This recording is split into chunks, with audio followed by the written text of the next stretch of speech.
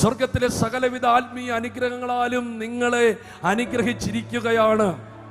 2, അവൻ തന്റെ മഹത്വത്തിന്റെ പുകഴ്ചയ്ക്കായിട്ട് നിങ്ങളെ മുൻ നിയമിച്ചിരിക്കുകയാണ്. 3, അവൻ തന്റെ ആത്മാവിനാൽ നിങ്ങളെ മുദ്ര ചെയ്തിരിക്കുകയാണ്.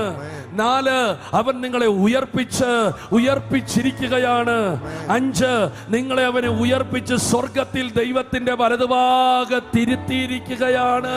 ഇനി ഇതിനെക്കുറിച്ചൊന്നും നീ ആകുലപ്പെടേണ്ട. ഇതൊക്കെ സ്റ്റിൽ നടന്നു കഴിഞ്ഞിരിക്കുകയാണ്. ഇതൊന്നും മനസ്സിലായാൽ മതി. നാം ഇന്ന് പ്രാർത്ഥിക്കുന്നു, അനുഗ്രഹിക്കണേ അനുഗ്രഹിക്കണേ അനുഗ്രഹിക്കണേ എന്ന്. ഭജനം പറയാ, അനുഗ്രഹിച്ചിരിക്കുന്നു. നിങ്ങൾ പറയാണ്, എന്നെ ഒരു പുകഴ്ചയാക്കണേ. തിരുവചനം പറയാണ്, നിങ്ങളെ പുകഴ്ചയാകേണ്ടതിന് മുൻ നിയമിച്ചിരിക്കുന്നു. ആമേൻ. നിങ്ങൾ പറയാണ്, സൂക്ഷിക്കണേ സൂക്ഷിക്കണേ സൂക്ഷിക്കണേ. പറയാണ്, തന്റെ ആത്മാവിനാൽ നിങ്ങളെ മുദ്ര ചെയ്തിരിക്കുന്നു. നിങ്ങൾ പ്രാർത്ഥിച്ചുകൊണ്ടിരിക്കുകയാണ്, എന്നെ ഒന്ന് ഉയർത്തണേ, എന്നെ ഒന്ന് ഉയർത്തണേ. തിരുവചനം പറയുകയാണ്, അതിക്രമങ്ങളാലും പാപങ്ങളാലും മരിച്ചവരായിരുന്ന നിങ്ങളെ അവൻ ഉയർപ്പിച്ചു. നടക്കണമെന്ന് പറഞ്ഞതെല്ലാം നടന്നിരിക്കുകയാണ്.